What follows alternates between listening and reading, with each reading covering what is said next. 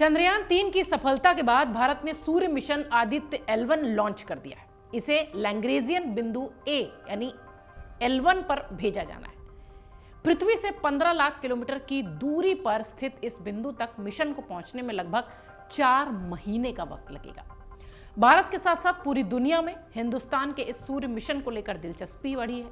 लोग इस मिशन की लॉन्चिंग का बेसब्री से इंतजार कर रहे हैं। ऐसे में हम आपको सूर्य से जुड़े हुए कुछ ऐसे सवाल जो कि वैज्ञानिकों से लेके आम लोगों तक के जहन में आते हैं, इसका जवाब इस रिपोर्ट में देने की कोशिश करेंगे।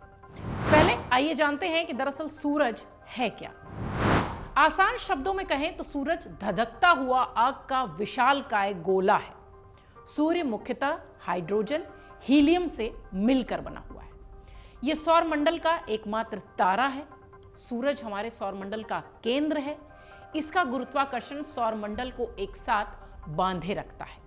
हमारे सौरमंडल में सब कुछ इसके ही इशारों पर होता है, ये कह सकते हैं। सूर्य हमारे सौरमंडल की सबसे बड़ी वस्तु है। सूर्य कितना बड़ा है, इस सवाल के जवाब में शायद ये आपको सही लगे। सूर्य हमारे सौरमंडल की सबसे बड़ी वस्तु है, जिसकी केंद्र से सतह तक की दूरी 6,95,508 किलोमीटर है। इसमें पूरे सौरमंडल के द्रव्यमान का 99.86% हिस्सा है। यह द्रव्यमान इतना है कि सूर्य में लगभग 13 लाख पृथ्वी समा सकती है। सूर्य पृथ्वी से लगभग 100 गुना और सबसे बड़े ग्रह बृहस्पति से लगभग 10 गुना चौड़ा है। यदि सूर्य एक सामान्य सामने वाले दरवाजे जितना लंबा होता है तो पृथ्वी निकल धातु के आकार की होती है। लंदन स्थित नेचुरल हिस्ट्री म्यूजियम की माने, अगर उनके शोध और उनकी गणना को माने तो कुछ तारे इसके आकार का केवल 10वां हिस्सा है, जबकि 700 गुना ज्यादा दूसरे जो तारे हैं वो बड़े हैं। अपने विशाल द्रव्यमान और प्रबल गुरुत्वाकर्षण के कारण ही सूर्य लगभग पूर्ण गोला है। अब एक ऐसा सवाल जो कि वैज्ञानिकों से लेकर आम लोगों तक के जहन में आता है, सूर्य कितना गर्म है।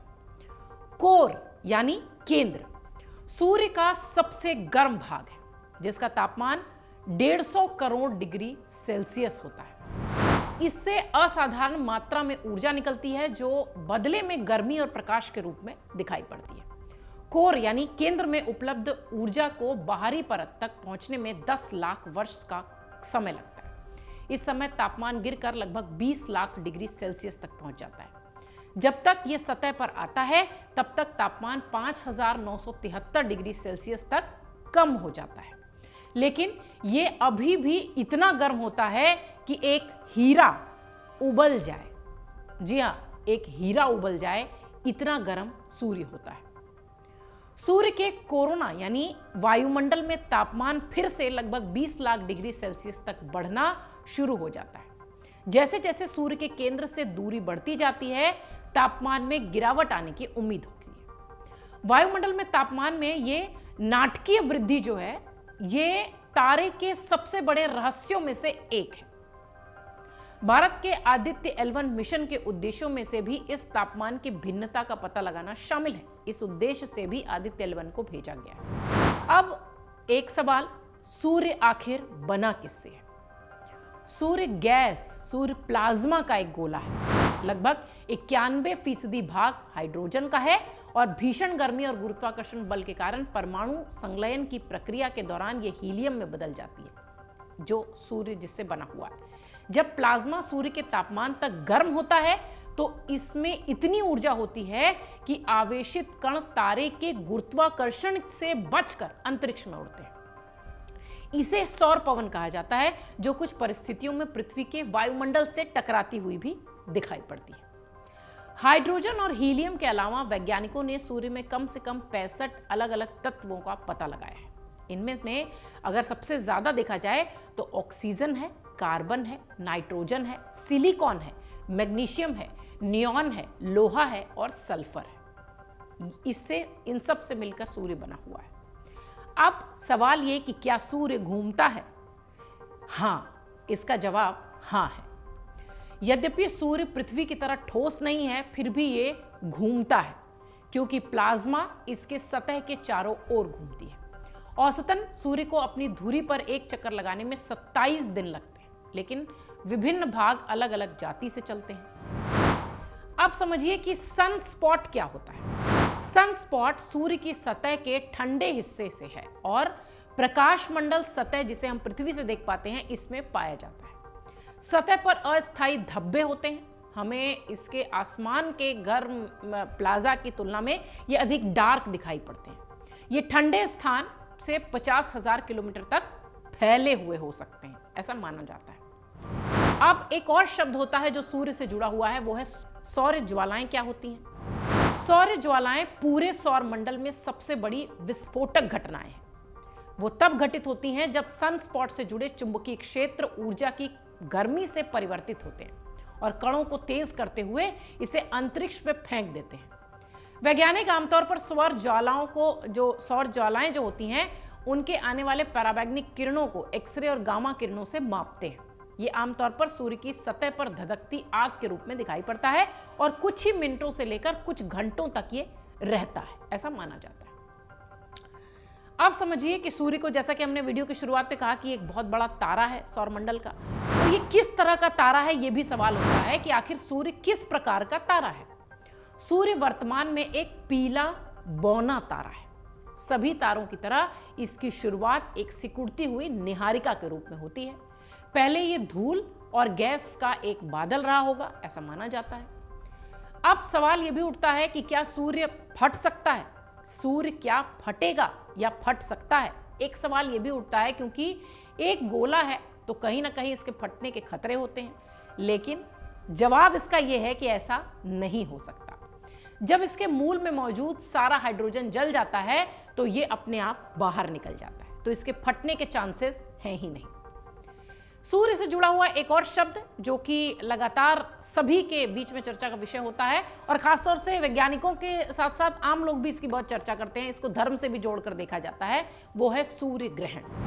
क्या है सूर्य ग्रहण? कभी कभी चंद्रमा सूर्य और पृथ्वी के बीच आ जाता है। यदि तीनों एक ही रेखा में आ जाते हैं तो चंद्रमा सूर्य को पूरी तरह से अवरुद्ध कर सकता है, जिससे पृथ्वी पर छाया पड़ सकती है और सूर्य ग्रहण हो सकता है। ऐसा इसलिए भी है क्योंकि भले ही सूर्य चंद्रमा से 400 गुना बड़ा हो, लेकिन चंद्रमा पृथ्वी से 400 गुना अधिक पास है। सूर्य ग्रहण लगभग हर 6 महीने में होता है, लेकिन पूर्ण सूर्य ग्रहण जिसमें सूर्य चंद्रमा द्वारा पूरी तरह से ढक जाता है वो बहुत दुर्लभ होता है, वो कभी कभी दिखाई पड़ता है। लगभग हर 2 साल में घटित होते हुए भी पृथ्वी के सुदूर क्षेत्रों में ये दिखाई पड़ता है और ये पूर्ण ग्रहण कुछ सेकंड तक ही रहते हैं, लेकिन 7 मिनट से ज्यादा अभी तक ऐसा नहीं रहा है। सूर्य का प्रकाश धरती तक कितने समय में पहुंचता है, ये बहुत आम सवाल है। सूर्य कर्ण और प्रकाश दोनों उत्सर्जित करता है। प्रकाश को पृथ्वी तक पहुंचने में 8 मिनट लगते हैं, लेकिन अधिकांश समय कणों को सूर्य से पृथ्वी तक का सफर तय करने में लगभग 3 दिन लगते हैं। दरअसल 150 करोड़ किलोमीटर की औसत दूरी से पृथ्वी सूर्य से ठीक 1 खगोलीय इकाई दूर है। किसी विमान को इतनी दूरी तय करने में 20 साल से अधिक का समय लगेगा, जितनी दूरी यह है। अब सवाल यह कि पृथ्वी या चंद्रमा की तरह सूर्य पर दिन कैसे गिने जाते होंगे। सूर्य पर दिन मापना उसके घूमने के तरीके के कारण बेहद कठिन है। ये एक ठोस गेंद की तरह नहीं घूमता है। ऐसा इसलिए भी है क्योंकि सूर्य की सतह पृथ्वी की तरह ठोस नहीं है, वो हार्ड नहीं है।